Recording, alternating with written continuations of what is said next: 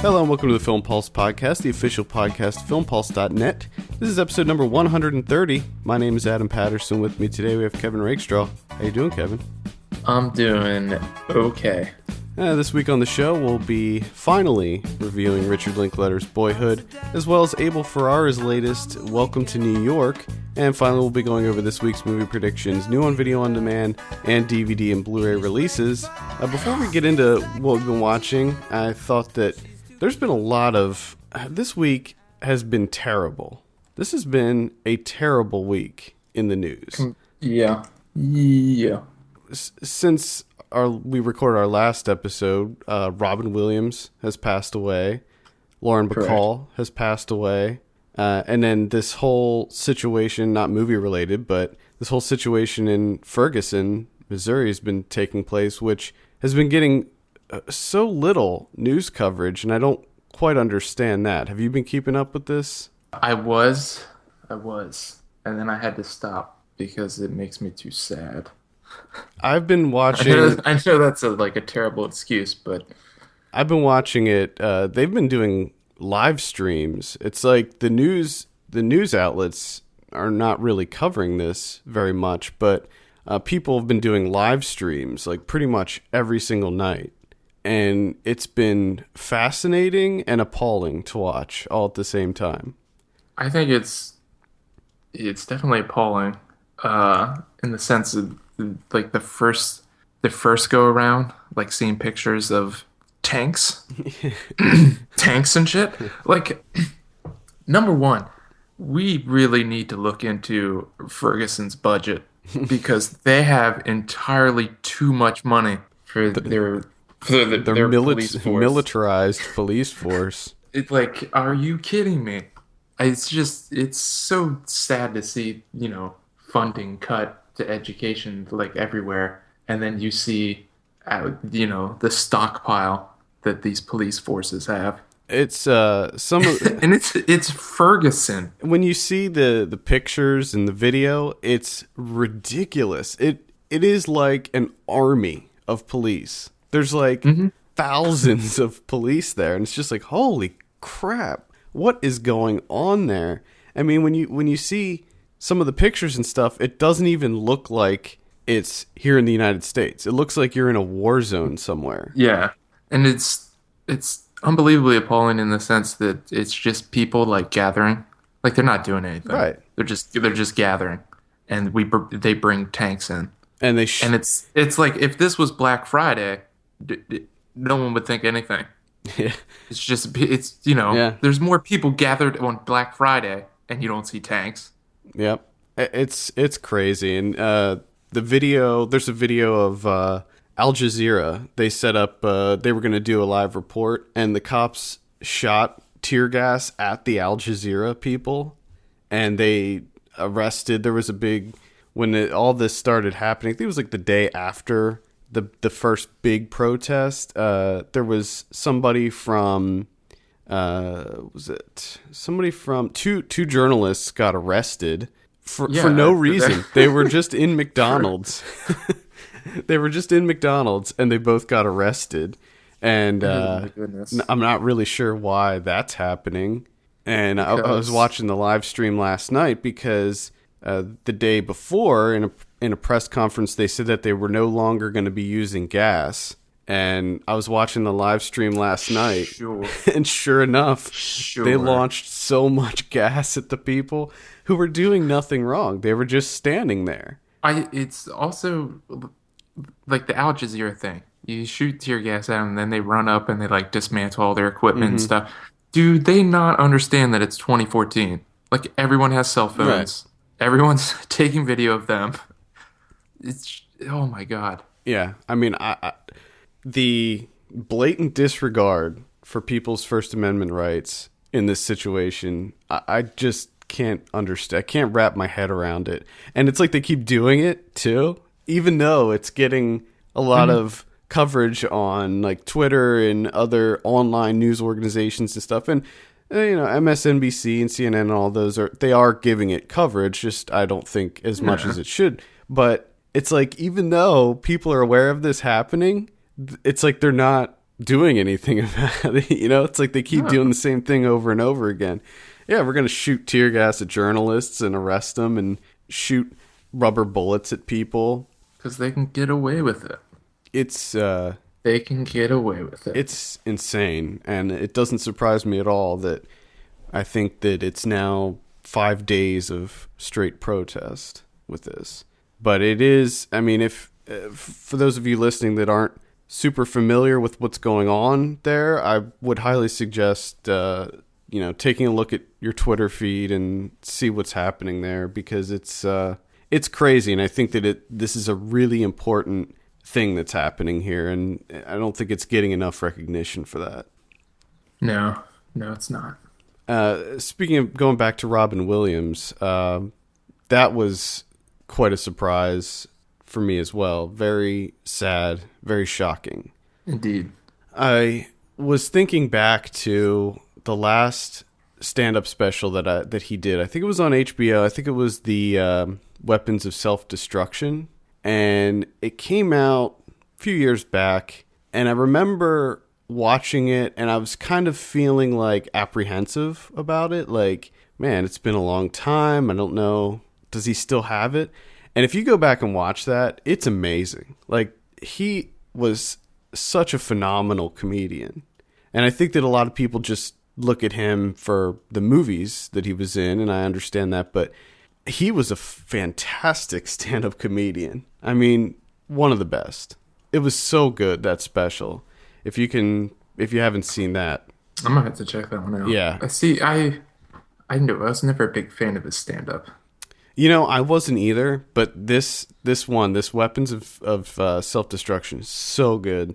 It was so funny, and just he still had that energy, and it was just he was just on point.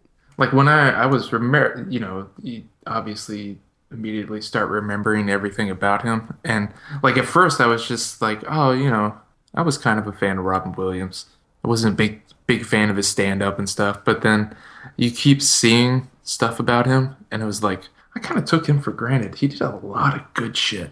Yeah, and I think he did. What makes it. I really want to watch Toys.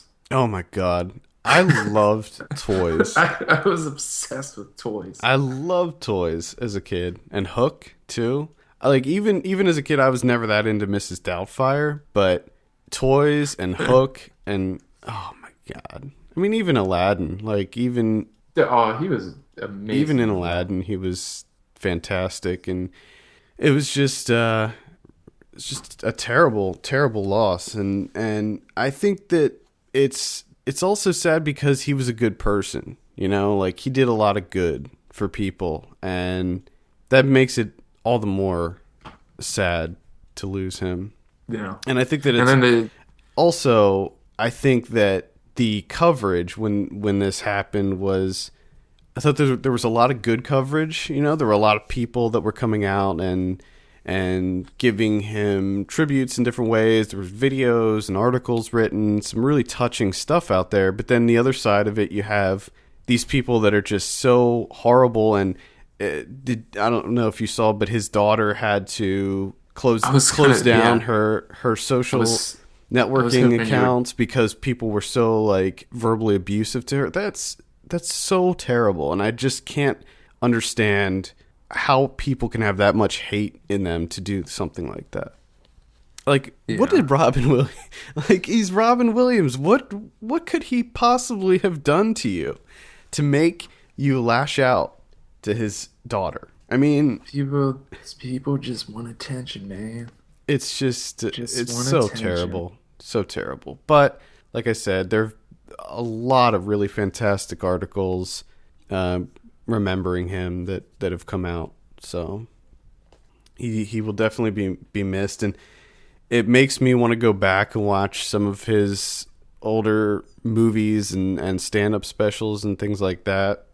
And like you said, I feel like I've been kind of taking him for granted as well. It's like his passing makes me want to go back and watch his stuff. It takes that for me to want to revisit some of these things. But yeah, like Toys. I want to watch Toys. I could watch Toys. Oh my god, every day. Toys.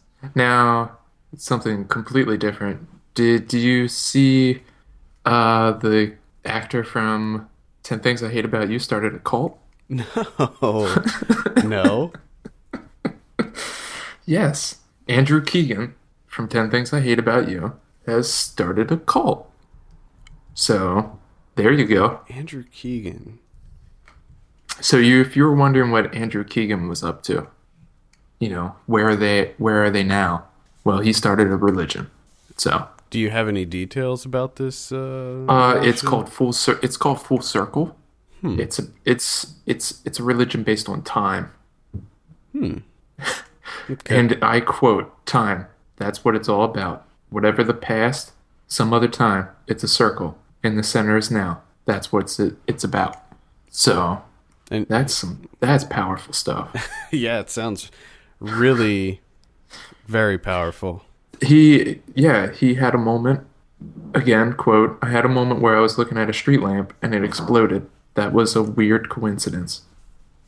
Hmm. And then I get apparently that, and then he had another time where a heart-shaped rose quartz crystal was on an altar, and it jumped off the altar and it skipped on camera, which again he said that was weird, and that's what drove him to start a new religion about time. Full circle. I'm gonna have to look into this. Yeah, this was. I think this was Vice. So yeah. Oh my. So there you go. If you're not sure what to do, start a Just call. go full circle. Go full circle. Exactly. It's like it's a circle, and then in the middle is now. Oh man, that is so deep. That is so deep and contemplative. You're damn right it is. All right, let's move on. Talk about some of what we've been watching. I saw a new movie called Septic Man. Came out on demand this weekend. What to say about Septic Man? It's so it's a horror movie. It's directed by Jesse T. Cook about a guy who he's a septic worker, and this kind of like shadowy government agency hires him to find out why the people of this town are being infected with like all manner of diseases. So he figures out where the source could be coming from, and he gets trapped in a giant septic tank and undergoes a transformation because of all of the crazy stuff that's in the septic tank. Okay. And as it turns out, there's like these two kind of creepy monster. They're not monster people, but they're like sort of like Texas Chainsaw Massacre, hillbilly inbred type people. Okay. Right. And they live in the sewer and they kill people. And they dump their bodies in this tank, and somehow the bodies were clogging up the pipes that led to the water treatment facility or whatever, and that's how people were getting infected because of all these dead bodies. And he gets trapped in this tank with all these dead bodies and all kinds of shit and piss and vomit and God knows what else. And he starts to undergo this transformation. Basically, he turns into the Toxic Avenger. I was just gonna say this sounds like Toxic Avenger. Yeah. Very, very much. The movie is basically just a collection of excuses to show some of the grossest scenes you could ever imagine.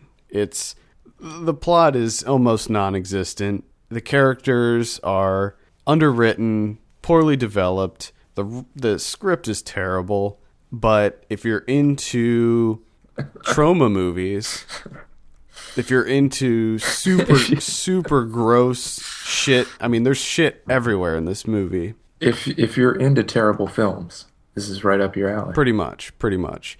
I will say that the practical effects, the makeup work and stuff was quite good. Very gross, very disgusting. But that's pretty much the only positive thing I can say about this movie. It's not a good movie. It's not an enjoyable watch. It's not particularly funny. It's not entertaining? No, it's not entertaining whatsoever. Again, if you're a gore hound, if you love gross movies, these gross out movies, it's better than a trauma film. It's higher quality than a trauma movie. That is high praise. But it's easy to compare this to a trauma movie just because it's pretty much nothing but gross out stuff. That's really high praise. Lots of vomiting, lots of shit everywhere. Can't stress the shit enough in this movie. He's got it like all over his face the whole time. It's everywhere. There's a really, really gross scene at the beginning. The opening scene of the movie shows a woman that's been infected with this like tainted water, and she's like scratching her arm and her skin's peeling off, and she's like shitting all over the walls, and it's just like spraying everywhere, and she's vomiting on herself, and it is so freaking gross. What? Yeah. What? It is a disgusting movie, which it's supposed to be. It's that's what it was going for. It was going for a gross out watch, but it just doesn't work. The story's ridiculous. None of it makes any sense. It's like, who is this shadow government that's hiring a septic worker? So they evacuate the whole town except for this one dude. He's a septic worker who has to save the town. So they don't have their own. Well, why wouldn't they just bring in the CDC? Why? Yeah, you would think that they would have their own like expert. Yeah. Instead of Joe Schmo septic worker. Yeah, it's a completely ridiculous plot. But anyway, if you want to see it, it is available on demand. I cannot recommend it though. Septic Man, shit just got surreal. That's the tagline. Is that the tagline? It's one of them. Yeah.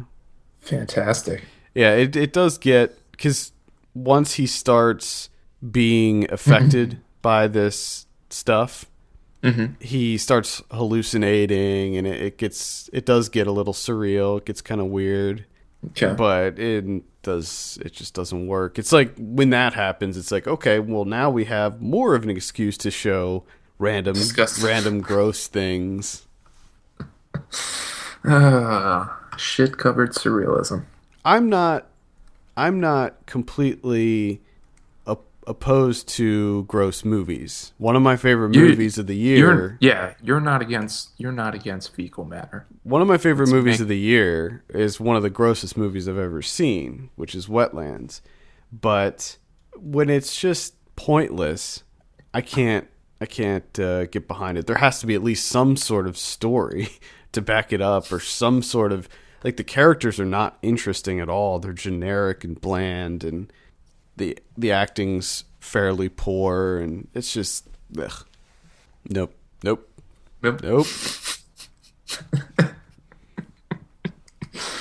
That's my favorite bit of criticism for any movie. It's just to say nope. I'll say that plenty more. Nope. I watch a lot of bad movies, as you know. I watched a bad one, which is Claude Chabrol's The Butcher from 1970. I heard of this movie. I think maybe I saw this like a long time ago. Yeah. Nope. That's a big nope. This is it's not, I don't know, it's not really Chabrol's fault necessarily, because it was billed as like a cerebral thriller, okay? And I like Chabrol, and I'm like, all right, cerebral thriller from the 70s. This is going to be good. But it's not cerebral at all, and it's not a thriller in any sense of the word thrilling. And it's a murder mystery where there's no mystery about the murders. There's absolutely no mystery. The movie's called The Butcher, okay? And you're introduced to a character called The Butcher, so take it from there. And there's really nothing in this movie except for some exceptional dolly shots, which are fantastic, which makes it a little bit interesting. But the entire storyline behind this, the narrative that goes on here, is just completely uninteresting beyond belief. It essentially follows, there's murders. We know who did it. Do we really? No, we do. Like, that's they throw in like one little red herring where you're just like, well, that's not enough to be a red herring. Like it's still, I know who it is. And then the the murderer makes a bizarre choice towards the end, which he doesn't need to do. Essentially, he proves to everyone that he is the killer, and there was absolutely no reason for him to do it because he was in the clear. He was good to go. And for whatever reason, he decides to let the cat out of the bag. And it's all very boring, uninteresting, and not even like the acting's not good. I mean, well, it's that in between where it's serviceable. Like they do a decent job. You can't really fault them, but at the same time, they don't. Nothing about their performances are entertaining. There's nothing gripping, nothing interesting. There's just nothing. It's just an overall disappointment, except for the dolly shots. But there's only a handful of those. Okay, it's not enough to maintain my interest. So I do not suggest The Butcher.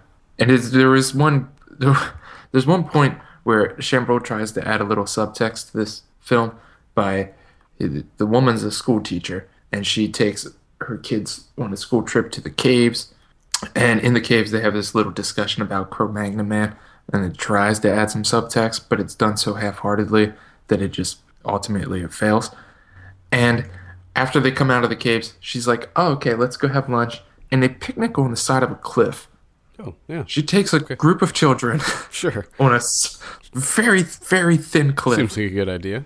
They sit down, they're having their sandwiches, girl's having her sandwich, and blood just starts dropping on her. They look up, and it's the fakest mannequin hand you've ever seen, just hanging over the edge with blood dripping off of it, which means that the killer just killed this woman like 2 seconds ago. And they are literally right beneath it, and they didn't hear anything. Yeah, it doesn't sound like it's going to work for me. No, it's not going to work for you. Pass it. I saw Turtle Power, The Definitive History of the Teenage Mutant Ninja Turtles. This is that documentary we mentioned last week. And it's okay.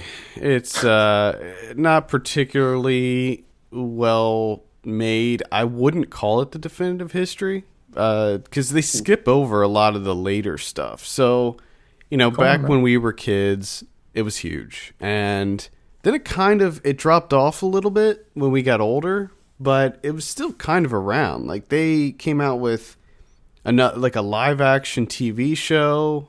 I think it was called like The Next Mutation or something. And then when they redid the Nickelodeon cartoon, that was pretty popular. The one, I guess it's still on now. So, but they skipped over all that stuff. And it was pretty much a typical talking head documentary that really focused on the early days when Eastman and Laird were doing the comic books. And I found all that stuff to be incredibly interesting because I didn't really know too much about the history behind it. Because, we came into it when the action figures and the show were big. We missed out. We weren't old enough to enjoy the comic books first. No. We came into it when the cartoons and the action figures were big. So it was really interesting to see how it started as this black and white indie comic that was just these two guys, drawing in their cramped little apartment, and just how huge it became, and seeing how that happened. That was interesting to see how that happened. And the other interesting thing, which I didn't know, was, remember we talked about it on when we had Ryan watch the second movie, how after that second movie they went on tour and they did a music thing. Well, as it turned out, Michael Ian Black and Robert Ben Garrett from this Reno 911 and the State, it turned out that they were actually turtles in costume. They weren't the ones that played on stage, but they were the ones that they would send to the cities like the day before to do promotional stuff. Yes. And I can't remember which was which, but Robert Ben Garrett was either Raphael or Michelangelo, and so was Michael Ian Black. So that was really interesting, and they said that they ended up dropping out of college to become Teenage Mutant Ninja Turtles. I wish I could say that. Yeah. Oh man. And here's the crazy thing.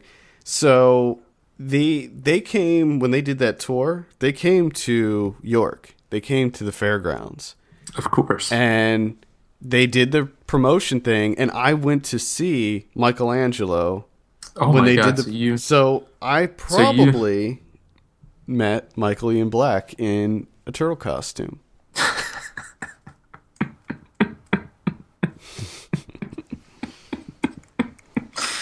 Oh God. Yeah, pretty crazy. Pretty crazy. Did your mind explode when you figured that out? Yeah. When you pieced it all together? A little bit, yeah.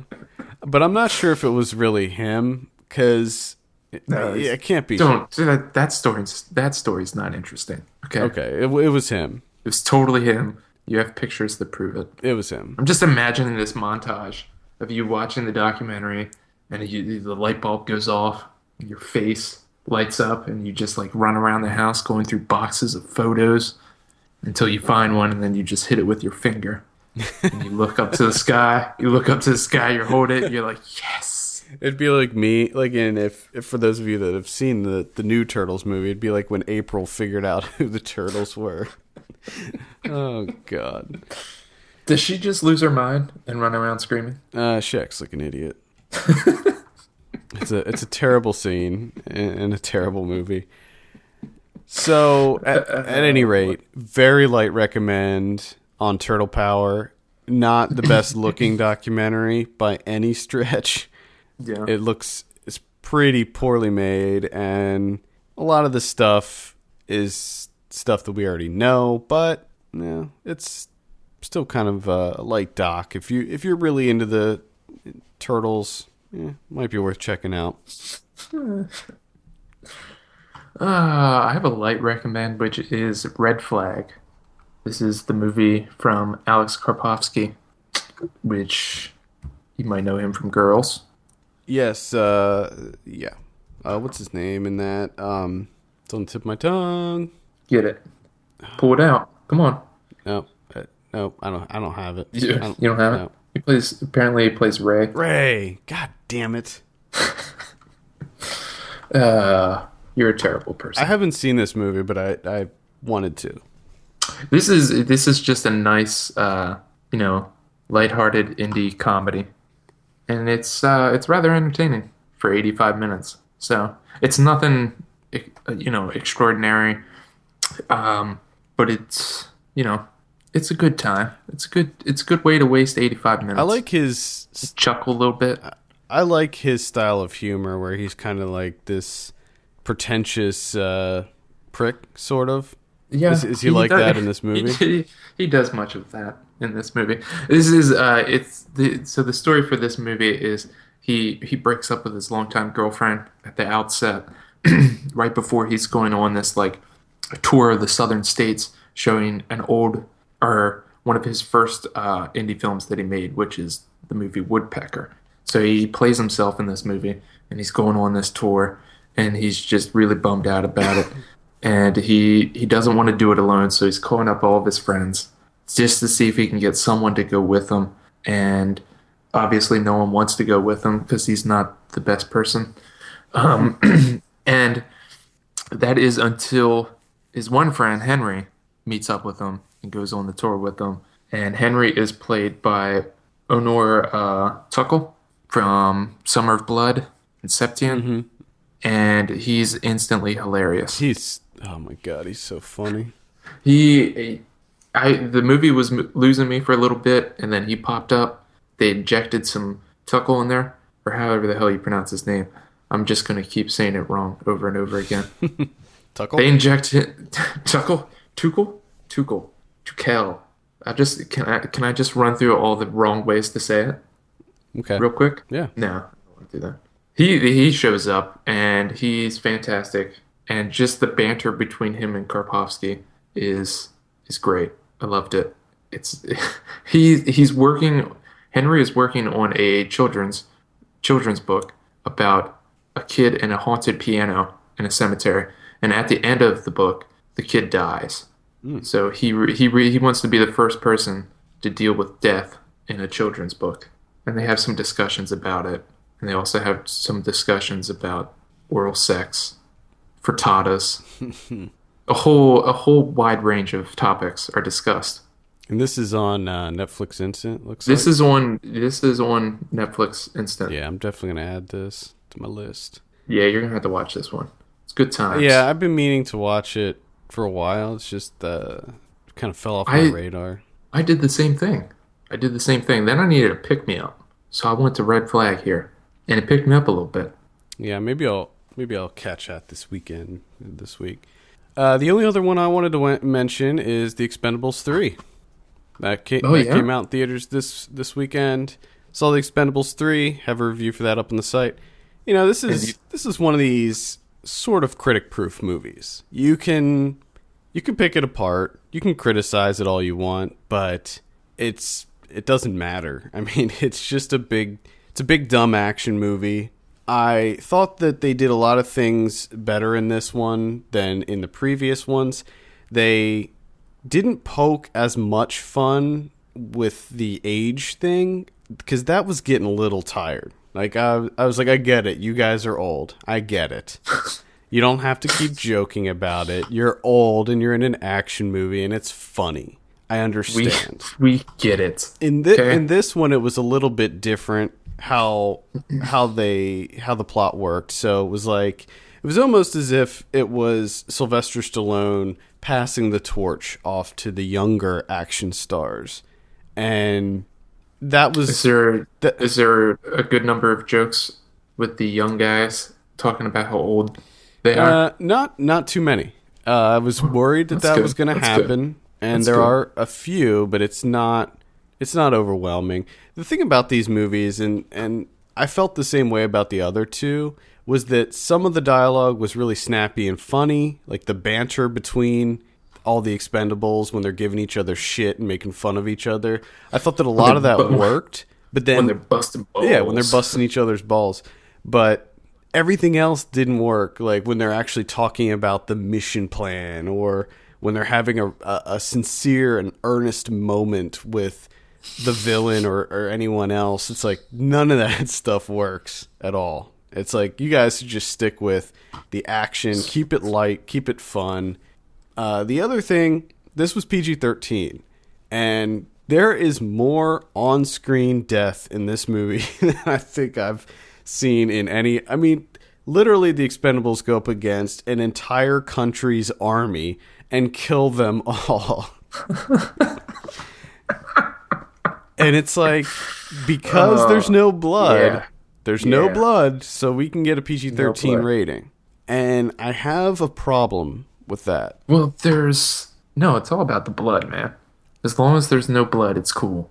Because, I mean, you don't want Because they're not really killing each other. They're having, like, an airsoft battle. Like a giant, exactly, dude. These are Nerf guns. It's just a big game of laser tag that they're playing. But anyway, I have a problem with that, because it's like, if you're gonna make this 80s throwback action movie, just go for the R. You know, just the first Expendables is completely over the top violent. I mean, people are exploding in that movie. There's just blood everywhere. It's crazy and it's fun. But in this movie, it feels like everything is being held back. And if you're going to do a movie like this, just do it. You know? Why are they even doing it? Like, are they trying to go for, like, a family film of the year? I guess they're trying to appeal to younger people. And I'm sure that this also has to do with the fact that the movie got leaked online like 3 weeks before it came out. But the box office numbers are not very good for this. So I don't know I'm sure that the fact that it got leaked has something to do with it. I'm sure that hurt it. I'm sure that it hurt it a lot. But I think also, if they just made it R-rated, I think that they'd still I mean, the other two were R-rated, and they did great, So why change the formula with this one? It does seem kind of odd. I will say that the return of Wesley Snipes was interesting. He still got it. He can still do action. Still doing There's a really funny joke. The opening sequence of the movie is them busting him out of prison, and there's a scene where I don't know if it's Randy Couture or Dolph Lundgren, they ask him how you ended up in prison, and he says tax evasion. Which, that's funny. There's also a line in it where they give a jab at Bruce Willis, because Bruce Willis was supposed to be in this, but then he wanted too much money, so he ended up not being in it. So there's a little jab that Stallone and Harrison Ford make at Bruce Willis in this, which was funny. So it's not a good movie. A lot of the dialogue is terrible. The action is ridiculous and over the top. It's certainly not for kids, even though it's PG-13. But you said there's no blood. Yeah, so well. It's definitely for kids. Yeah, well. It's just for kids. All the young Expendables are terrible. I hated every scene with them. Fortunately, they're not in it that much. I was really worried that this movie was going to be mostly the young Expendables and just have a smattering of the older guys. But there's really only like one scene where it's just the young Expendables. And then at the end, it's all of them, the new ones and the old ones. They're terrible. That Ronda Rousey, who's an MMA fighter, she's pretty bad. What's the other guy? Victor Ortiz? Is that who it is? I think. So none of these guys are good. No. The new people are not good. Kelsey Grammer's in this for some reason. He's actually a pretty interesting character. He's not in it very much. Antonio Banderas is in it, and his character is fantastic. He's so funny. He's playing kind of against type, where he's this super energetic, like he's just bouncing off the walls, and he's always talking, and he's annoying everybody around him. See, there's a part of me that wants to watch it just for that. He's great. He is so funny in this. And who else didn't I mention? Mel Gibson is the villain. Oh, spoiler. You know that in the trailer. Spoiler. You just ruined this movie for me. Now that I know that there's no blood and Mel Gibson is the villain. You son of a bitch. You know you weren't going to see this anyway. You haven't seen any of them, have you? I've not seen any of them. I'm not a big action guy. I don't. Yeah, and there's a part of me, I don't get the appeal of like gunplay and explosions. Right, and that's what this is. It's very boring to me. There's some hand-to-hand combat, but it's all pretty much like brawling, combat, not martial arts. There is some martial arts in it, of course. Jet Li's in it, but he doesn't do anything in this movie at all. He shoots a gun. If you're into, I'm just imagining a scene where it's just Jet Li appears in the frame, and he's just looking at a gun, and he shoots it, and then it cuts, and that's it. It's actually not much more than that, honestly. Fantastic. Now I want to watch it even more for that scene and Antonio Banderas being funny. Yep. So anyway, unless you're super into these 80s action movies, you like the other two Expendables, give it a watch. Go to the theater and see it. Give them some, help them get some of their money back. Don't pirate it. That's shitty. It's just this thing's 126 minutes long. Like, that seems unnecessary. A lot of action in this. they jam a lot in there. The final action sequence is really long, but there's like 10 of them in it, so it's not, don't expect much, but I was entertained by it. So yeah, well, I mean, it's all it's setting out to do is to entertain. Yeah, so and if it does that. It's, I mean, it's what are you expecting? What do you expect? It's supposed to remind you of an 80s action movie, and a lot of times 80s action movies are not very good. So It's not surprising that this would not be very good. I think I gave it a 5 out of 10 on the site. That was a very generous score. And I only give it that score just because I did have fun with it, despite it being pretty poorly made. So, there you have it. The Expendables 3 in theaters now. All right. I have one last one that I really wish that I didn't see, and I don't exactly know how much I really want to talk about it because it's just unfortunate timing. I watched The Angriest Man in Brooklyn. Oh. Yeah. Oh, boy. That was not a good decision to make. It's a tough watch. Very tough. Now, did you watch this before or after? After. Oh. It was in transit when news broke. Oh. Okay. Okay. It was in transit. All right. So then it shows up. And what makes it difficult is number one, it's not good at all. It looks terrible. It's terrible. It's not funny at all. At all. There's one small moment where I laughed, and that's because Louis C.K.'s in it, and just watching him reacting to his climax when he's having sex with Mila Kunis, that made me laugh. That's it. How? In what Nothing world else. is Louis C.K. having sex with Mila Kunis? In this world, okay? Oh. In The Angriest Man in Brooklyn, it happens. All right. But it's not funny at all. All the acting is they are sleepwalking through this one. And to make it worse, he attempts suicide in this movie. So you got that. Oh. You have that in there. So it's really difficult to watch. It's just uncomfortable. It's an uncomfortable film viewing experience that I do not want to go through again. This is directed by the guy that did Field of Dreams and Sneakers?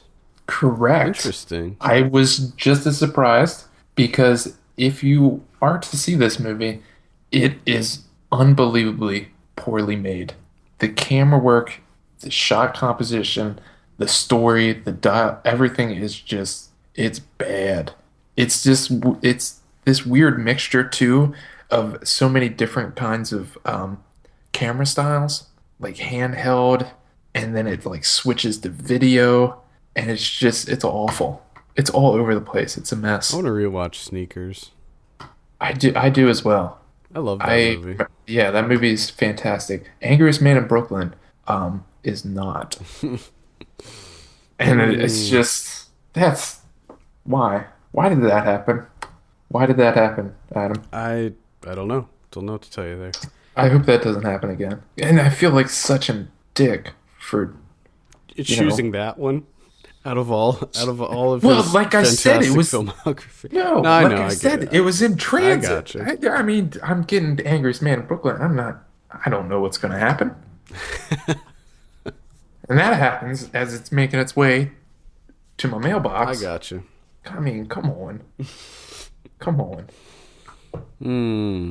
Well, now you got to make up for it and watch Toys. Yeah. Yeah. Exactly. All right, let's go ahead and move on to our first review. We'll talk about Welcome to New York. Let's get that sucker out of the way. This is directed by Abel Ferrara.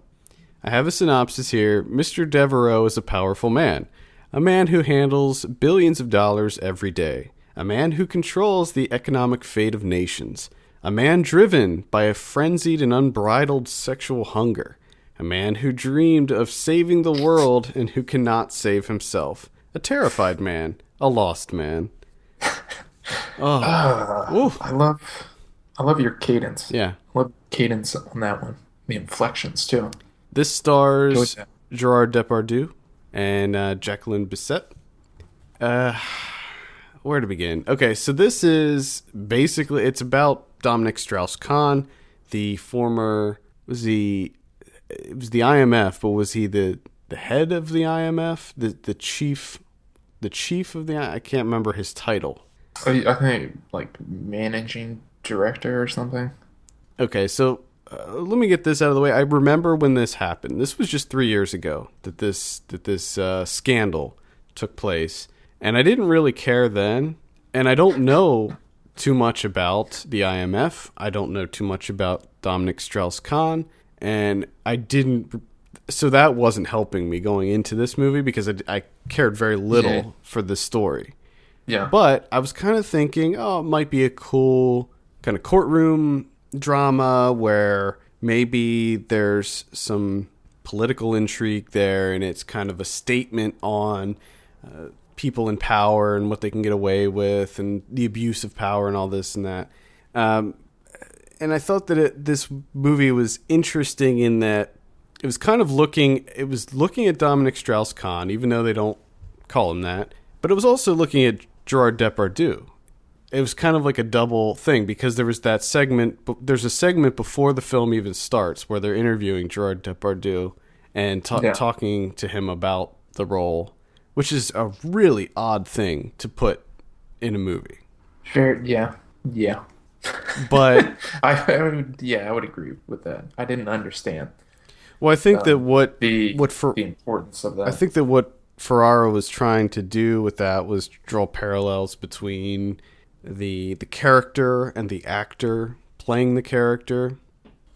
Yeah, but it's done so flippantly, just so like because quick. There is that whole there's like no substance to it at all. It's just like, hey, you're in this movie.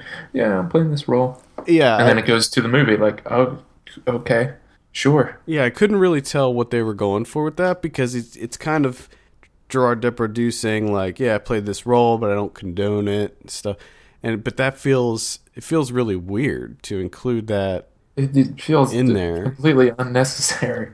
But also, so we're already starting off on the wrong foot here. But also, Gerard Depardieu left France and is now a Russian citizen because he wanted to avoid the heavy taxes on the wealthy. Mm-hmm. And so now he is a Russian. So I'm wondering if that plays into what Ferrara was trying to look at all. Sure. Sure.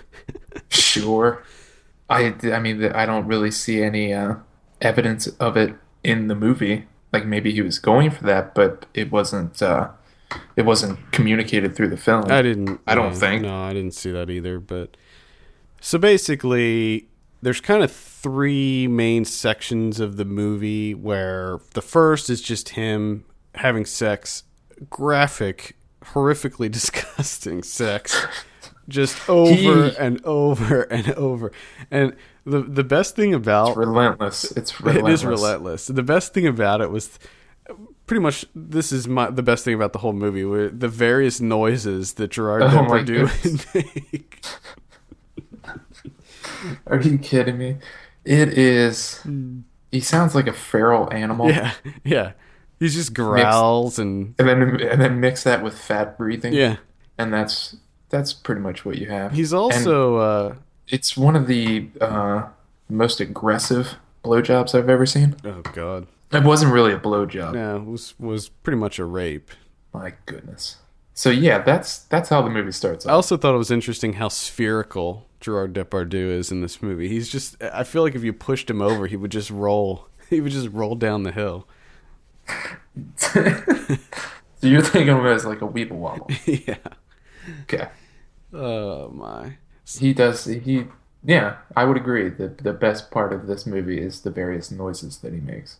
Outside that, everything is uninteresting. Yeah, so there's the beginning part where they set up this character and he's just an awful human being, and he sexually assaults a maid in a hotel in New York, and he gets arrested, and that leads to the part of the movie that I liked probably the most, where it was all of the processing of everything, where they took him in and they arrested him, they kept him at the airport, and then the whole scene where they were processing him through in the jail. I liked all that stuff. I thought that stuff it felt realistic, and it felt there was at least one really interesting camera shot in the jail. I can't remember specifically what it looked like. There was actually a lot of the camera work. Oh, was and quite... I was going to get to that. There's another scene near the end of the film where he's walking down his stairs, and the camera's fixed behind the stairs, and you just see his blinking house arrest thing. I liked that shot. And there was another shot with Jacqueline Bisset where it was like a mirror shot. You know what I'm talking about? I think it was towards the end of the movie where she was walking, but she like came in through the other side. Just the way that it was framed was really interesting. There was some other shots too. There was I noticed there were some zoom ins going on. Figured you got some. Apparently, it's catching on. I figured you would probably hate that. People need to. That was the scene. People need to quit it. There was a scene where he was in the police station, I think, being processed, but the camera was like outside the room or something, and they zoomed in real far, and it was unfocused, and then he like focused it real quick, and I thought that was cool looking. Plot wise or story wise, narrative wise, this movie is a slog to get through. I did not enjoy. Correct. I didn't enjoy anything of what I was watching. This is one of those movies where it's competent filmmaking. It's technically a good film. The acting's good. The camera work I thought was fantastic. It looks good, but at the end of the day, I'm just wondering to myself, why does it exist? Right. Yeah. Why is this here? Why did I watch it? Nothing. It just feels like sometimes Abel Ferrara, and the same can probably be said about Lars von Trier, where they're trying to be controversial for controversy's sake. And he had to know that making this movie, making it the way that he did, being as graphic as it is, that he was going to ruffle some feathers and he was going to get a rise out of people. And of course, like, the Dominic Strauss-Kahn is suing him over this and all this stuff, and the family's suing him, and all this stuff, and that's probably what he wanted. He was just looking to get sued. That's the outcome, the best possible outcome for this movie. That's what he wanted. And the other thing is what a lot of the speculation regarding the accusation that occurs in this movie is some people are speculate that it was a setup, that he was going to be running for president and they wanted to do this to basically crush his prospects of becoming president. Yeah.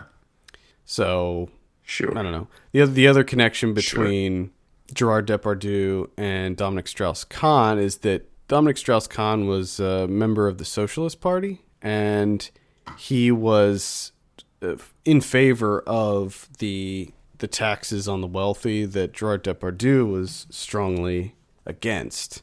So, another little connection there for you. The main thing that I enjoyed was Jacqueline Bisset. I thought she was fantastic in this. Yeah, it was fine. She was good, but the scenes between the two of them, I felt dragged on a little bit too long. Although I did love the scene where she confronts him about it after he gets out, and he's what did he say? He's like, something. The way that he described the blowjob was really funny. It's just the way that he worded it. It was laughable. Oh my. Yeah, but again, I hate these films. I hate these films in the sense that there's not much to say. To me, there's just no substance in this movie whatsoever. Yeah, I agree. It is better. I thought that is it saying anything? Is he trying to say anything? Which again, from watching it, it doesn't seem like he's trying to say anything. Or if he is, he did not convey that in any way whatsoever. I think probably he's trying to make a statement on the power of the wealthy, and I mean that seems to be the most surface level message. Yeah, well, he did a piss poor job of it. I agree. I completely agree. I will say that I thought that this was better than 444. Oh my God, this is leaps and bounds better than 444. Because at least this one looked interesting visually. Correct. I wouldn't say that I was entertained by this movie, but at least the visual aspects of it kept me from turning it off. No, I was not interested at all. As much like you going into this it's not a story that's I find gripping in any way, shape, or form. To me, Dominic Strauss-Kahn is just a piece of shit person that I don't really feel like spending any time with, and so I had that going into it. And honestly, to me, it felt like I was just merely existing in the room at the same time that this was playing. And then when it was over, I was like, "Oh, good, I can move on with my life. I can go about my life now." Yeah, it kind of felt like a prison sentence to watch it. I agree. I totally agree. It was tough to get through. I mean, I knew from probably the first 15 minutes, I was like, "Oh boy." Yes. I mean, those you know instantly. And then it's just me and Welcome to New York were in the same room for like 2 hours. That's the other thing. Does it have to be 2 hours long? Well, those sex scenes. Look, I don't care about sex in film. That's fine if the scene warrants it, but these scenes are so long and they just never end, and I think they're supposed to be gross. I would hope they're supposed to be kind of gross because he's a gross dude in this, but it's like we can probably watch. You can cut those down by quite a bit and still get the same effect, Yeah. Yeah. Things get silly with the milkshakes. Oh God, yeah. Which I'm just like, what? Where is this going? Why are we getting silly with milkshakes? And for so long. They got so silly with those milkshakes. So long. Things got messy. And then, he goes to sleep and you're like, finally, this guy's done. They wore him out. Great. And then it's just fucking right back at it in the morning. Yeah, right back at it. Jesus, fucking this guy over here. Come on now. I think man. You do get to see a lot of Depardieu wiener in it. So if you're looking for that. If you're looking to see the wiener of the guy from Green Card.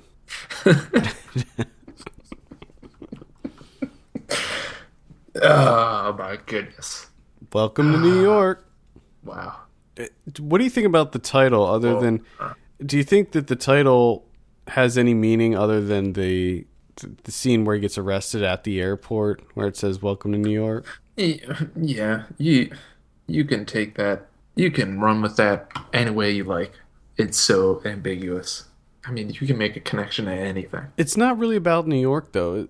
I mean, at least to me, I think I did read one really interesting review on this that I can't remember who wrote it, so I apologize, but in the review, he basically was talking about how this movie, all of the representations of New York that are in this movie, and that was a really interesting way to look at this movie, but I did not get that out of it. So, I can't really agree with... I did. I enjoyed the, much like you, the realism of when he goes to, when they arrest him and take him to jail. I enjoyed that. And that's it. Yeah. Again, it's just me and Welcome to New York in the same room for 2 hours. Well, there you have it. I cannot... In awkward silence. Yeah. Didn't make milkshakes. Enjoy milkshakes with Welcome to New York. I don't want to have milkshakes for a while. Oh boy! All right, it's also turned me off of sex for a while. Yeah, because you get that image. You get that image stuck in your head, and you're just like, oh. All right, let's go ahead and rate Welcome to New York. Oh, I haven't even thought about this. I'll give it I'll give it a 3. 3. I want to invent a new rating that's just You know what? No. it's nothing. That's nothing. It's just a silence. Yeah, no, I'll stick with 3. I'm really waffling between like a 2 and a 3 on this one, but I'll say 3.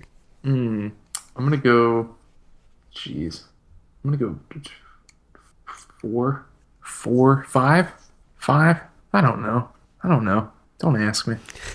All right. Well, there you go, Kevin. 4, 4, 5. Whatever. Kevin gives it a 4 or 5. Whatever it is. I mean, it's a competent movie, but just whatever. Yeah. There you have it. Welcome to New York. Let's move on and talk about Richard Linklater's Boyhood.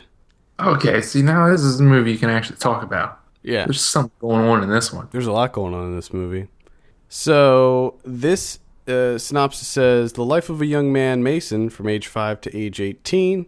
I'm so glad that we can finally talk about this. It feels kind of weird though, doesn't it? Yeah, it does. Like we're really late to the party. Well, I've been talking about this since January, and now finally it's in enough theaters that we can talk about it. It's playing most places at this point. Kevin, which we forgot to talk about this a little bit. I wanted to bring it up. I figured we would do it when we talk about Boyhood, but this is rated R. This is rated R. I was going to mention that. Are you kidding? This is rated R. Expendables 3, where there is more death on screen than anything I've ever witnessed in my life. They kill an entire country's army. And Boyhood, which should not be rated R, this should be the type of movie that kids see, especially young boys. This is the type of movie that I would have loved. You know, it's so relatable. But I think I'm getting ahead of myself. Kevin, I've been talking about this movie a lot over the last several months, so we'll start with you. Cool, you jets. Dial it back. We'll start with you. Did I see the same one as everyone else did? I think you did. Like, did I... This wasn't... I didn't see, like, a different cut or anything. No. Okay. Oh, I'm assuming that you saw the one that everybody else saw. Okay. I was not as enamored as everyone else. I found this to be a difficult watch. I think you're crazy. I knew you would say that. I think you're absolutely crazy. Trust me. I don't want to be this guy. Okay. I don't want to be him. Contrarian. I wanted to enjoy the damn thing. You son of a bitch. This isn't a role I'm playing. I don't want to be disappointed by films. Damn it. I want to enjoy them, but this one fell a little bit short. Now don't get me wrong. I didn't like hate it or anything. I'm not going to be sitting here coming up with ridiculous arguments saying that it's terrible. I'm not going to do that. All right. It's just some portions of it were really difficult to get through because I thought that they were just really, really poorly done. Well, before you continue, I would like to say that I didn't find this to be a perfect film. I don't think that most people will say unequivocally that it is a perfect film. I didn't give this a 10 out of 10. I don't know. It's got 100 out of 100 on Metascore. Well, yeah, but that's why that's where I'm thinking. Did I miss something here? Probably. Am I that much of an asshole? I don't know. Is that what it is? Well, I don't know if asshole is the word, but maybe maybe cynic. Call it yourself. That was nice. Maybe a little cynical with this stuff. And it's weird because the Mason's life that they sort of capture here is very relatable. Oh yeah, it was pretty much my life to like a T almost. Yeah, it was interesting because he's younger than us, but a lot of the same stuff that they hit in this movie, even a lot of the pop culture things, were occurring when we were younger, and so I thought that was all kind of interesting too, and helped it be more relatable. I think if we were his exact age, it would probably be fucking nuts. We just fucking lose it. Yeah. Lose it with the references. Well, what were the issues that you had with it, so I can refute them? So you can call me names. One of the biggest ones was the entire section with her second I husband. knew you were going to say that. That was one of the biggest problems I had in the movie. It's like and it's not just bad. That section's not just bad. That felt like a poor man's after school special. Well, it was that bad. That was awful. I didn't think it was. Sorry. I didn't think it was awful. It was, the acting was really bad in that section. The dialogue was terrible. Yeah, I did. That was a oof. I didn't find that to be a very strong section of the movie, but I don't think that it was. I wouldn't say it was bad, like outright bad. I did. I just did. And that's the thing about this movie. So the plot is pretty basic. I mean, it's a standard coming of age story, and correct. That worked for me though within the context of how this was created. And I think that the big thing to talk about is how this was created, because there's never been anything like it before. There probably won't be again, and I thought that he did it so well. I mean, making a movie over 12 years. I mean, that's another thing. I'm not that okay, whatever. I'm just not that enamored by it. I'm not that enamored by it. I mean, here's the thing. Tool Time did this shit. Every TV show does this shit. And that's true. Right? That is absolutely true. It's not something to lose our shit over and just start jerking off repeatedly. But seeing it over the span of a 3-hour movie, I think is different than watching 15 seasons of Home Improvement. I think that it's with the way that it's exhibited is more interesting. And I will say that going into it, I was not 100% on board with the concept. I was like, it seems cool, but maybe it's a little bit gimmicky, and I don't know if that's really going to do it for me, but it really did. Like, it really affected me in a way that I didn't expect, where it was so interesting to see a character, multiple characters, age and get older and have them not like be wearing old man makeup or being played by different actors. And it just made everything feel so much more organic and real to me. And I liked that. I thought that was great. I will give it this. It was the way that they pull it off, and especially the editing. Well, yeah. Sandra Dare, she should win every single Oscar for editing. And that's the other thing that because the way that they cut this together is just perfect. And I'll give it that. It's perfect in that realm. But just think of how bad this might have been. I mean, if they used, first of all, Linklater had the foresight to use 35 millimeter so that it's a consistent look through the entire thing. If he used digital, it probably would have, you would have been able to see, you know? It would have been awful. It would have been terrible. He doesn't use title cards or anything like that to indicate when the passage of time occurs. And I thought that was such a good decision, because if they did do something like that, it would have pulled you out of it. You would have been like, oh, okay, now he's 10, now he's 12. He does it with pop culture, right? And I think that works. I think that was a good decision to do that by using audio visual cues to say, okay, well, this is, how many years later we got Britney Spears, and then we have like Lady Gaga, and we have different iterations of video games and things like that on the screen. I think that was a really interesting way of showing how much time has passed. I'm reminded now, watching this with my wife, and as soon as the movie opens, with the clouds in the sky and it's playing Coldplay, she just looks over at me and she's like, oh, you're not going to like this. Because I hate that fucking song. Well, I hate that song too, but that doesn't have anything.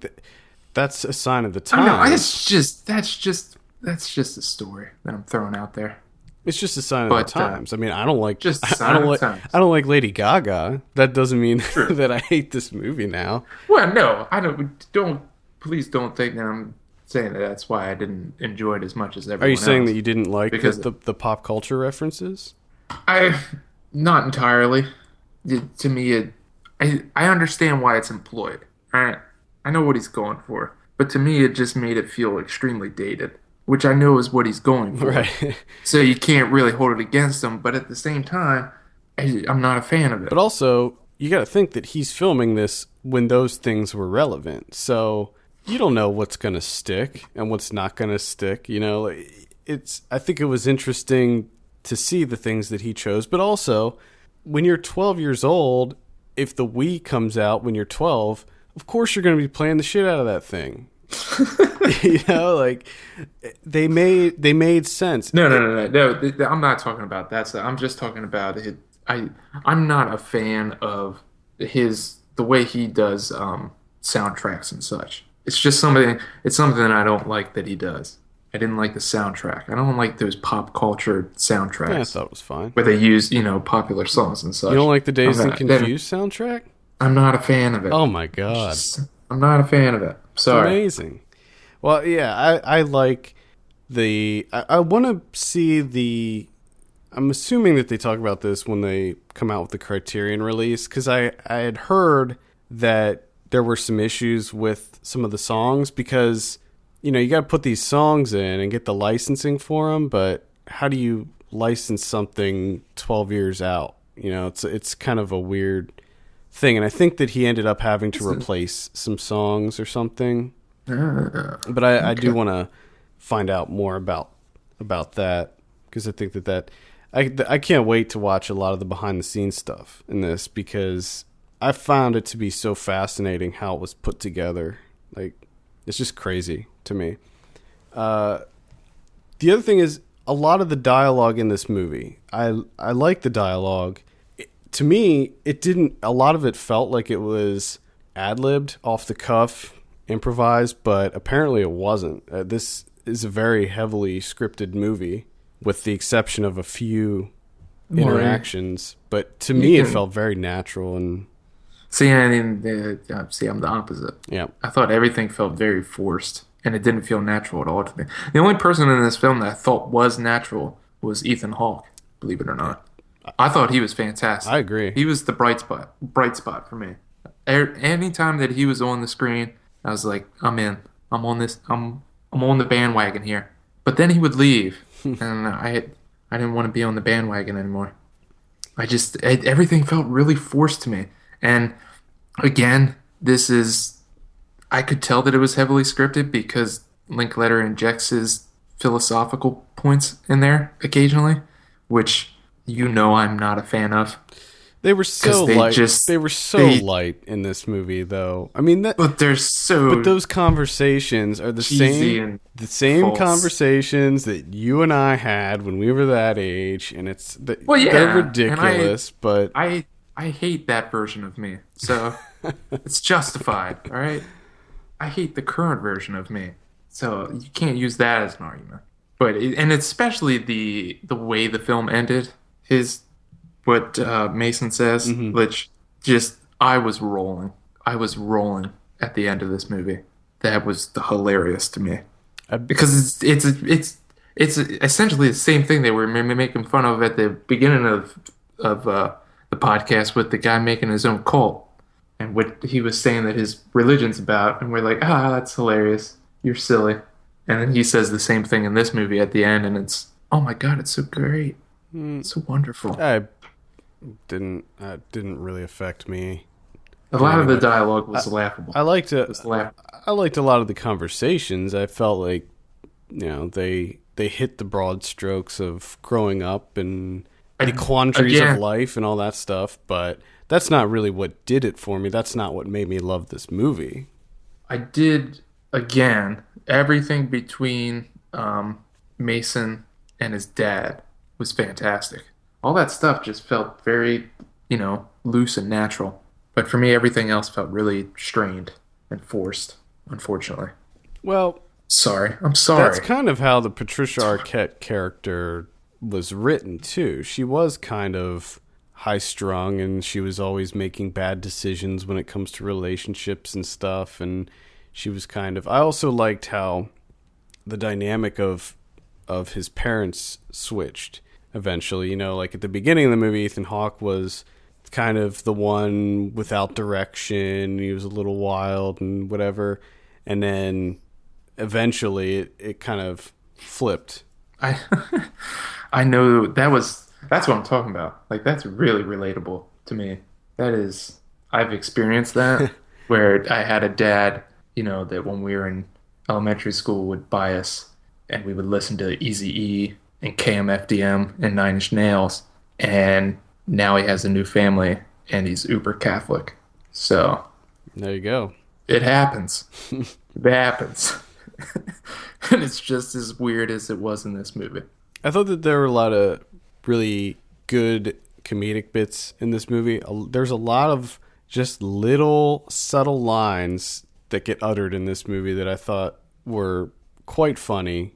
And they're not like hamming it up to be funny a lot of times, but it just like works. Like a lot of the conversations that Patricia Arquette has with the kids, I thought some of her reactions and things that she said were funny. And I love one of my favorite lines is when the guy's drunk at the table and he just goes, "I hate squash." Who doesn't though? I certainly do not like squash. Who doesn't hate squash? Certainly don't like squash. No, not a fan of it either. Well, at any rate, I thought that this movie was brilliant.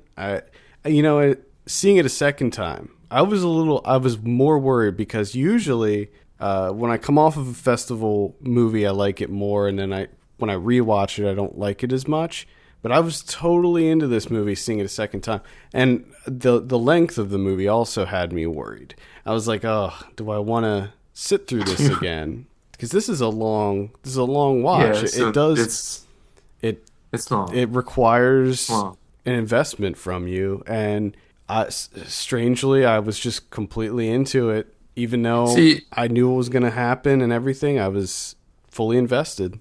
I was worried as well. Because, like I said, most of the stuff that I didn't like was towards the beginning of the film. It's just this, for me, like the first third of this was really rough to get through. And that's why I was, because I'm thinking to myself, I know that this is close to 3 hours long.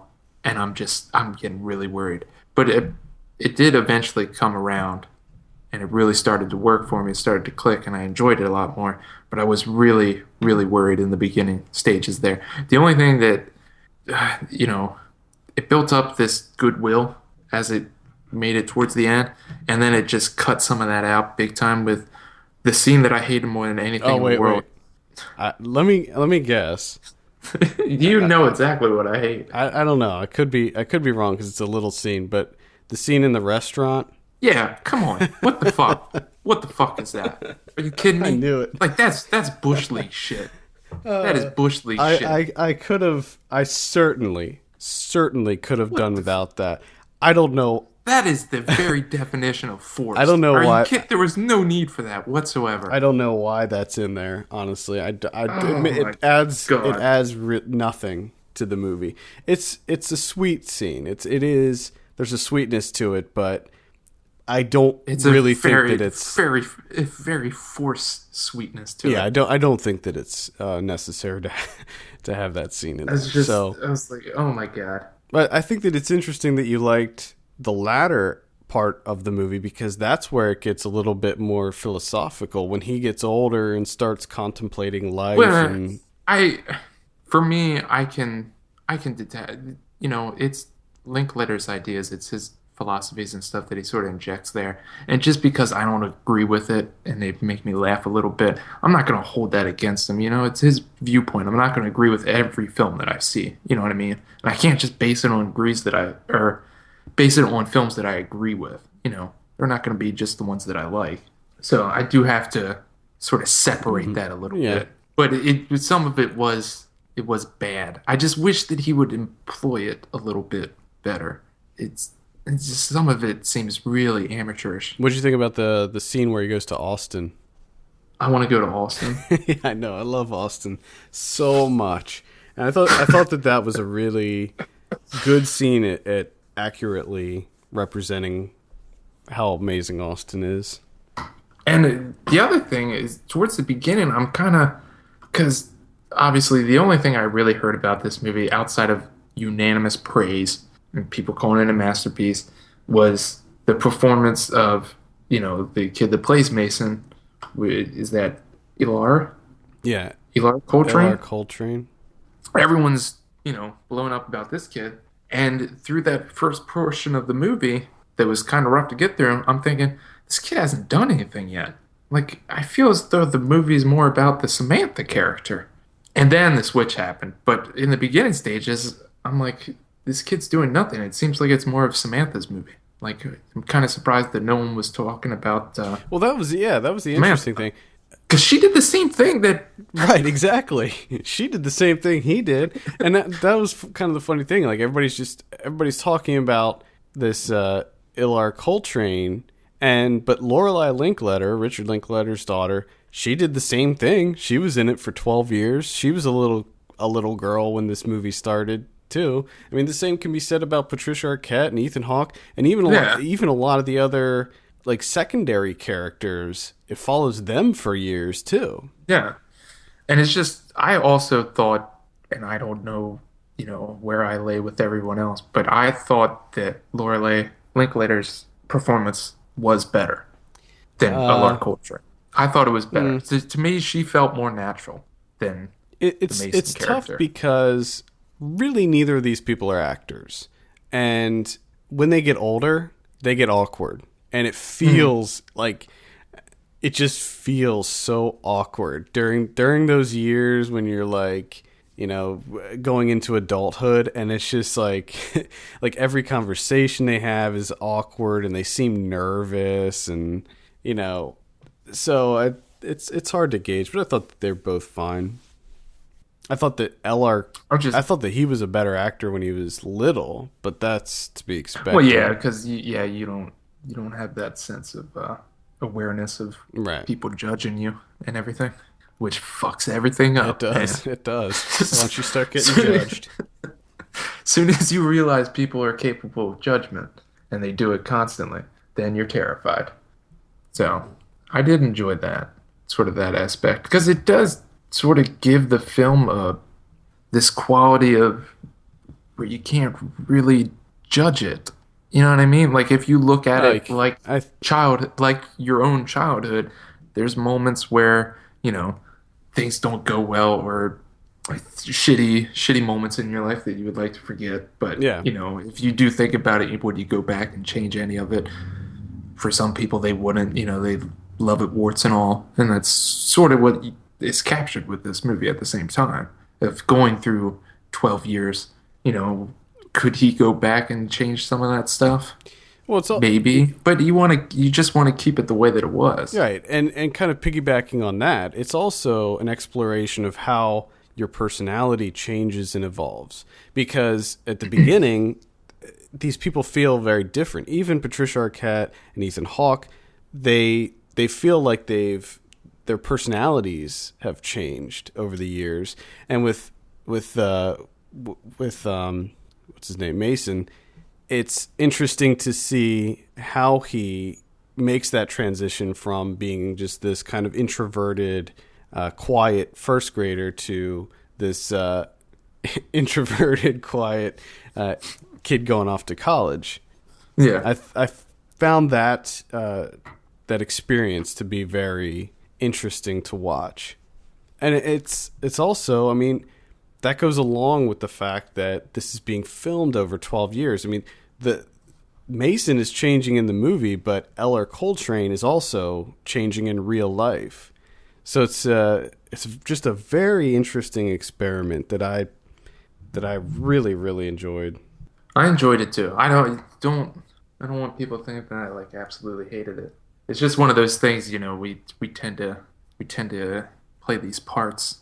If we don't, if one of us doesn't like a movie, I tend to focus on that stuff and you try and refute it. but I did enjoy myself. Right. Okay? Yeah. I mean, I had some problems with it. There's you don't have to just love or hate a movie. I mean, there's middle sections, but I think historically I like movies that explore personalities and character arcs and things like that, and relationships between characters and the development of that. And so naturally, this is my type of movie. I like coming of age stories. I like seeing people develop over time and that type of thing. And I'm okay with the philosophical discussions and the pop culture references and stuff. And a lot of those things are things that kind of irk you. And I feel like in a lot of movies that you see, like Cavalry is a recent example. Like, the reason that I like that movie more than you was probably because of the characters and, you know, and how they developed over the course of the film. Would you say that's fair? Probably, because I didn't think they developed. I thought they were caricatures. Caricatures. So I think that it's normal to expect me to like Boyhood more than you. Yeah. I mean, that I think. Well, the other thing that doesn't help much is it's no secret that I'm not the biggest fan of Linklater. That's exactly what I was going to say. You got that going into it. Plus, you know me. I'm a big cinematography guy. That's the main thing I want to see in a movie. And with him, there's nothing that I like. Yeah, his movies are camera wise, visually, nothing. Yeah, nothing I like, because his movies focus more on the characters rather than the visual aspects. I mean, when you look back at pretty much every single movie he's ever made, there's never been a strong focus on visuals in any of those movies. It's all about the character moments, and that's I'm okay with all that. I loved the Before trilogy or whatever you want to call it. I loved all three of those movies. Dazed and Confused is still one of my favorite movies of all time. So I still like that one. I'm still a fan of Dazed and Confused. Oh, you like Bernie too. I like that. I did like Bernie. I liked Bernie. I like Richard Linklater. I don't out and out hate the guy. I mean, one thing, whether you like him or hate him, one thing that you can't deny is that he's always trying new things. He's always trying to. I would definitely give him come up with new ideas. I mean, I don't know if he's the first person to do the waking life, you know, filming everything and then painting over top of it or animating over top of it in that style. But I feel like after Waking Life came out, do you remember that for a little bit of time there, like everything was done in that animation style? And it's just like, holy shit, what did he start here? So there's no denying that. There's no denying that. He's definitely a creative mind. And Before Midnight and all of those, that was an interesting experiment too, because that took place over an even longer period of time.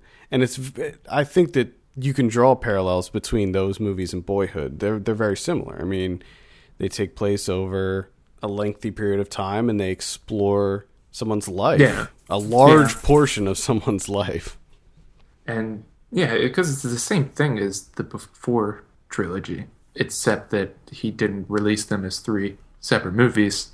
He held on to them and cut them together and made one. It's kind of the same experiment, just different end result. But I think seeing everything all together in one movie, it was just so incredible to see these characters aging. I thought that was just completely fascinating. It was like nothing I've ever seen before. And I loved it. Fucking loved it, Kevin. Fucking loved it. Okay, sorry. Maybe you need to rewatch this. Sorry.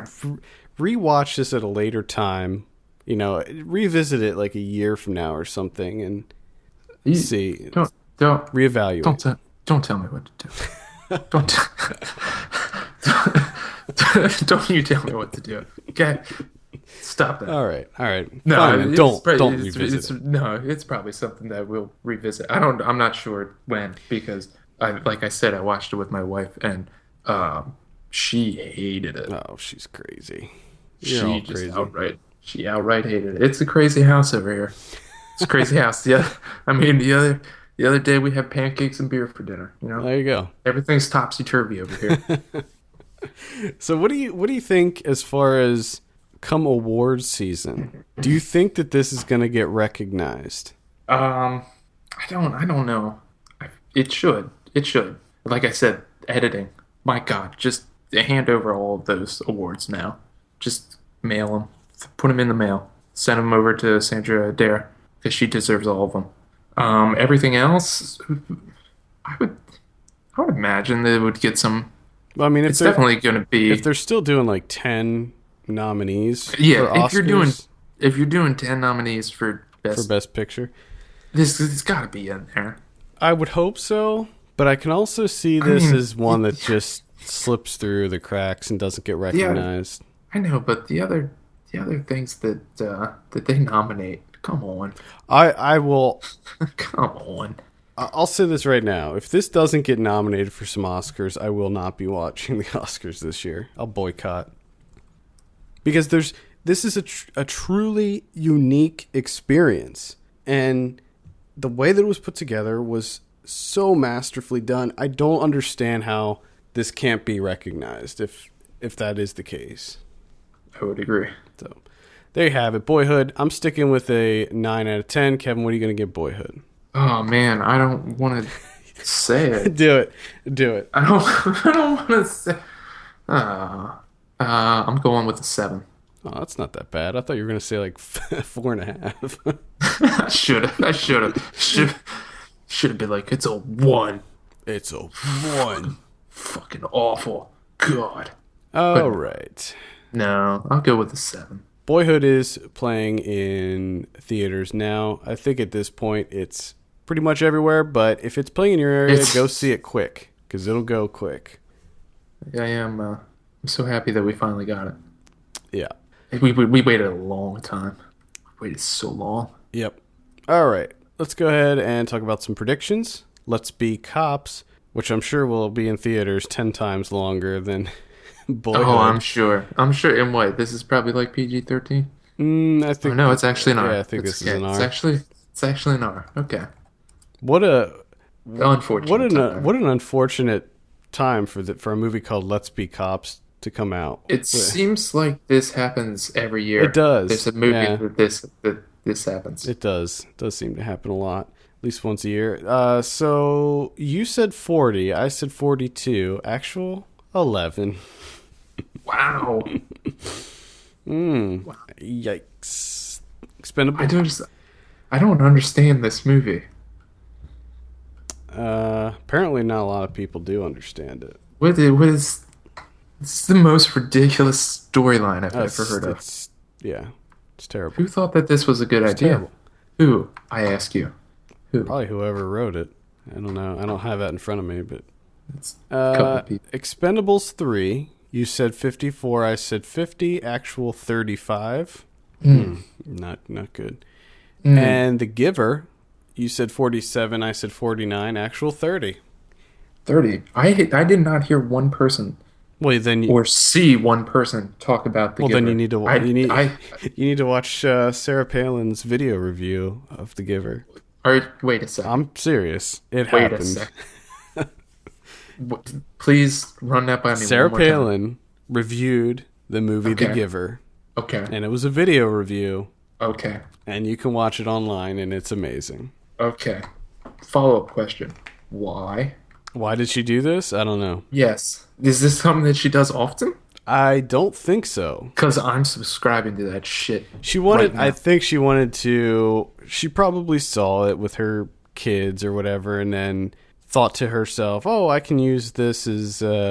Everyone needs to know what I'm thinking right now. And she compares it a lot. She talks about Reagan a lot in the review, and talks about how we're heading towards this future where the government controls everything. Oh my God. Why do we give her attention? It's something I've never understood. I don't know. The whole time, so I saw I didn't mention that when I was doing what we've been watching. I saw Disney's Bears on Blu-ray this week, and the whole time I just kept saying, and Sarah Palin killed that one from a helicopter, and Sarah Palin killed that one from a helicopter, because it takes place in Alaska.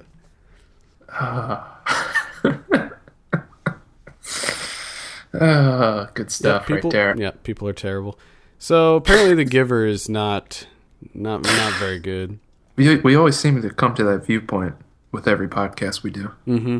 Yeah, pretty much. Unbelievable. Next week we have Sin City: A Dame to Kill For. What are you thinking on this one? This is an interesting one. This is interesting. Because I still stand by my love for the first one. I think that the first one's great. However, I don't know about this one. Like, by watching the trailers and stuff, I would say, yeah, it looks awesome. It looks like Sin City. It's still got that gritty, super stylized, comic book feel, but at the same time, I don't know. Robert Rodriguez has really been hit or miss lately, and I'm just wondering if this sequel has come too late. Yeah. It does seem a bit late. It's been a really long time since the first one came out. Yeah. I'm gonna go 58. Oh my goodness. This is tricky because it has a ridiculous number of good people in it too. I'll say 62, and hope I'll be happy if it gets that. Somewhere around there. All right. I think that's the only wide release next week. Could be wrong, but in limited release we have If I Stay. Okay.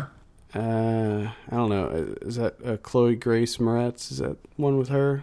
Yeah, you are correct. I don't know too much about that. Are You Here? Which has a whopping 0% right now. I don't know. What? I don't know if we talked about this on the show. Did you see the trailer for that? No. What is this? It's the one with Owen Wilson and... Oh, no, I did see the trailer for this. This looks awful. Looks so terrible. I don't understand. It's written and directed by Matthew Weiner, the guy who created Mad Men. Yeah. But it looks awful. Apparently, movies are more difficult than TV. And it was funny. I got a press email about this movie way back, and they couldn't even get the title right. The title is "Are You Here?" and I get an email, and everywhere on it says "You Are Here." Anyway. Fantastic. Also in limited release, we have Love is Strange with Alfred Molina and John Lithgow. Heard lukewarm things about that out of Sundance. I talked to some people that saw it there, and they were like, nah, not that good. A little disappointing from what I hear. The One I Love is getting a limited release. You can see that on demand, and I do recommend that one. I recommend that one as well. Metro Manila, which I'm not familiar with. We also have Two Night Stand. Oh, I see what they did there. Two Night Stand. It's clever. One more than a one night stand. That means double the fun. It means double the comedy. Oh man, it's got Miles Teller too. Yeah. You know what that means. Hey, Miles Teller, he's solid. He's solid? Yeah. Because are you just saying that because he's from PA? I feel as though you're just saying no, I'm not. I'm saying it because us PA guys gotta stay together. We do. So that's partially that, but also once you see Whiplash, you'll be like, okay, yeah, this dude's pretty awesome. The Possession of Michael King, which is a found footage horror movie. That's all you need to know. I heard it's pretty good, but I am still not interested just because of found footage horror. Salvo and Jersey Shore Massacre. Shut the fuck up. Yeah, that's real. Yeah, that's a real thing. Jersey Shore Massacre, and I think that there are people from the show in it, or maybe Stop it. One of the Jersey Shore people is like a producer or something. I don't know. Oh my goodness. Who cares? Oh. Next week on Video on Demand, we have Rampage: Capital Punishment, which is Uwe Boll directed movie. The first Rampage was actually not too bad, I will admit. For an Uwe Boll movie, that was his best one by far. Really? Yeah. I thought the other one was really good. Or no, I shouldn't say really good. Which one? What was the last? Oh, it was I a can't. very very similar plot. It was like a Wall Street. Yeah, That one yeah, was not yeah. terrible on the Uwe Boll scale, but I think that Does Rampage was still probably my favorite. I don't know. It's really hard to does he say. have his? So he has his own scale. Yeah. Like his movies are rated Well, on the Uwe Boll scale. it's like when you pop in an Uwe Boll movie, it's you set your expectations lower than normal. You go into it dropping it down a few pegs. I Gotcha. wouldn't say that any of his movies are good. I would not say any of them are good by any means, but Rampage and that other one that I can't remember the name of are not terrible. I just had it. What was it? Assault on Wall Assault on Street. Wall Was that? Street. Yeah, that's it. Is that the one? That's it. He did a third in the Name of the King. Apparently, yeah. He Just how's he do he this? cranks him out. He cranks him out. Well, I did ask him how he does it when we interviewed him, and he Oh, that's right. That happened. yeah, and he does everything himself. So he comes up with the financing. He owns the production company and the distributor basically. So he's running the show. That's impressive. Yeah, yeah. I'll give him He's that. a good That's businessman. impressive. Got to give him that. Anyway, the Zero Theorem also comes out. Are You Here? The Prince, To Be to K, and Cam to Cam. What's that? I don't know. What is that? I don't know. What is that? Sounds like a found footage horror movie. Is it a found footage horror movie of someone watching a found footage horror movie? That would be amazing. That's what we're gonna come to. That's what's gonna happen. It's just gonna be found footage on top of found footage. I was in line at a Starbucks at Sundance, and George Takei was in line in front of me, and he ordered a chai latte. Or no, what did he order? No, he ordered I think he just ordered a green tea, actually. It's a simple man. And I remember thinking, of course that's what he'd order. It's fucking George Takei. By the way, Cam to Cam horror movie. I'm sure. I'm sure it is. One American green Woman in- tea, please. That's what I said. One green tea, please. Oh God. All right. DVD and Blu-ray next week. Jesus. We have The Amazing Spider-Man 2, Fading. I like how he snuck that in Yep. It will always be snuck in there. Fading Gigolo. No interest in that, actually. there. Not really, no. Jarhead 2. Why does that make you laugh? Because Jarhead 2. Are you kidding me? Why? Yeah, how did that happen? I don't know, but when the trailer for this first came out, I poked fun at it, and I got some shit in the comments about it. They were like, well, how can you judge it if you haven't seen it yet? It's not even out yet. And I'm like, come on. Jarhead 2? I'm pretty sure I can prejudge that one. Straight to DVD. Straight to DVD, has nothing to do with the original movie whatsoever. It looks completely different in tone. This one looks like a straight up action movie. And anytime a movie does this where they bank on the name of another movie like that, that doesn't bode well. Because that's a giant red flag. Yeah. Because that means that there's nothing in the film. I feel like I want to see this just so I can be like, well, looks like you were wrong, commenter. Fucking right. Told you so. And I'm going to write it. You're going to watch it out of spite. It's going to be a spite watch.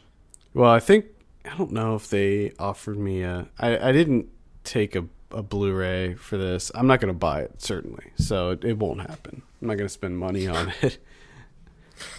We also have That's a bummer. Only Lovers Left Alive and The Quiet Ones and The Sacrament. The Sacrament's got a really good cover. I'm not sure if you saw that. Let me. I'll take a look real quick. Well, I wouldn't say really. It's a good cover. And I swear to God, if it's not good. It's way better than any normal Blu-ray cover. Is it the one with the chair. empty chair? Yeah. It's a good cover. Kind of did that first, but whatever. Yeah, you did. That is a pretty good cover. I like that. I hated the movie, but I like that cover. Now, if I remember correctly, you didn't hate it.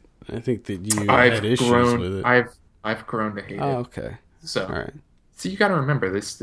These things stay with me, and they develop, they change. They form in the pit of your stomach. They give you like an ulcer. It's like an ulcer.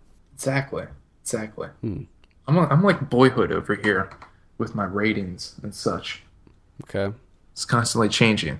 I got you. Only for 12 years though, and then I lock it in. Then I'll lock that shit in. That's where it's at. So next show we should go back 12 years, look at the movies that came out 12 years ago, and see which ones are locked in. You will finally have my definitive take on that movie. It's a process, man. It's a whole process. Interesting.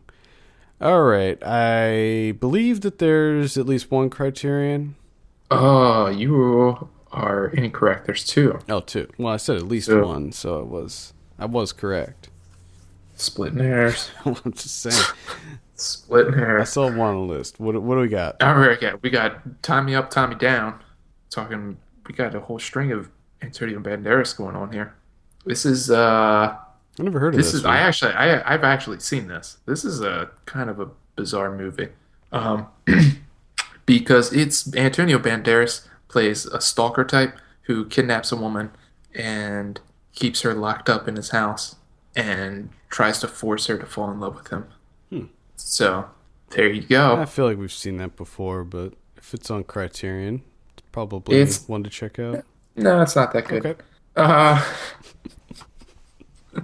And then we have... Now, wait a minute. When did that movie come out? Have we surpassed the 12-year mark? Oh, shit. Is it locked in? Is it not very good? Well, no, because it came out in 1990, all right?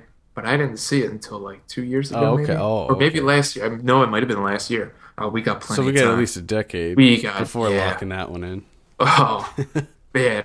That's a little nugget for 11 years from now. Check out that podcast. And the other Criterion that we have is, oh wow, You Too Mama Tambien coming out on Criterion. Now, which I've never seen this movie. I never saw it either, honestly. I have no... It's actually one of my girlfriend's favorite movies, but really? I have not seen it, yeah. So, this was not on Criterion previously? No. Seems like they're just putting out anything he does. Corone, if that's how you pronounce it. Could be. I mean, not the pronunciation. I mean, I said could be referring to the movies that's definitely wrong. Coming out. That's definitely, yeah. Well, do you think they're going to put out Gravity? Probably not, right? No way. There's no way they're going to give up the rights to that moneymaker. I don't know. Hand it over to Criterion. Are you kidding me? Maybe like 40 years from now. Armageddon was on Criterion. The Rock. People got to stop coming back to this, all right?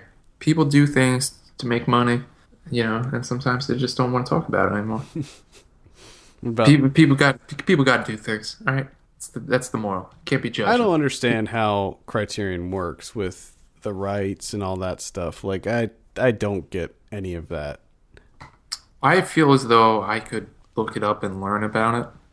Because I have a very base understanding of what they do. Well, because Criterion's they're not even their own company, right? They're not like a standalone company. They're owned by at least, because there was Janus Films, right? And then maybe that was part of Criterion, and then Criterion's not owned by. They're owned by another company. Yeah, it's really confusing. It's a whole thing.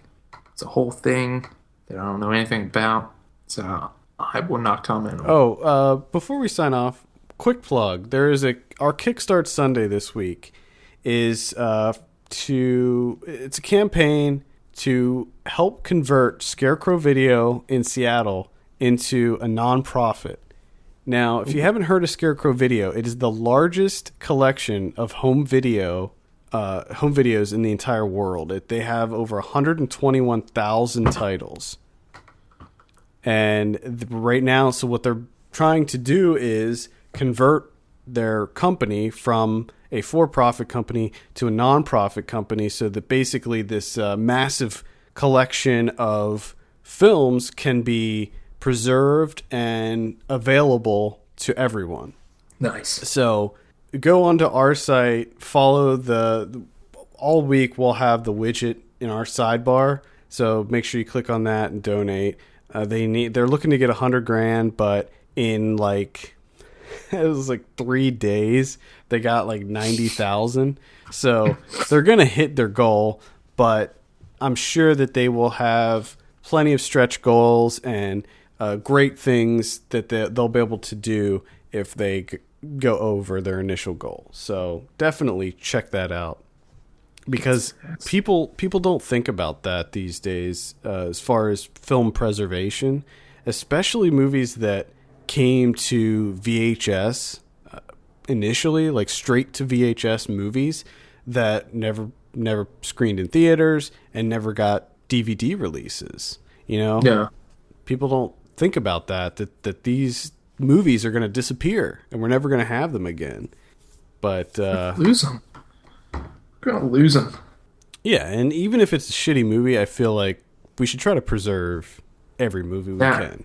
Now, yeah, I think that's definitely the other thing. Do that. The other thing that's really cool about Scarecrow Video is that it's heavily curated. So when you go in there, they got just amazing. The way that it's organized is just amazing. They have so specific in their organization. Is it like specific like Netflix, but oh god, correct? Yeah. Correct. Yeah, right. Because I love the stuff Netflix comes up with. They're great. Netflix is so, it's like an algorithm that gets used. It with never Netflix, works.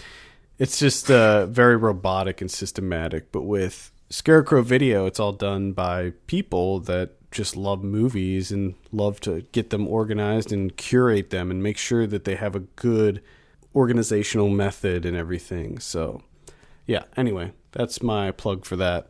All right, well, I think that will wrap it up. Send us your questions to podcast@filmpulse.net. Be sure to answer them on the show. Follow us on Twitter @FilmPulseNet and @FilmPulseKevin. And be sure to rate us on iTunes. We appreciate that very much. For FilmPulse.net, my name is Adam. And I am Kevin. And we'll see you on Thursday for Ryan Watches a Movie. Your masquerade, I don't want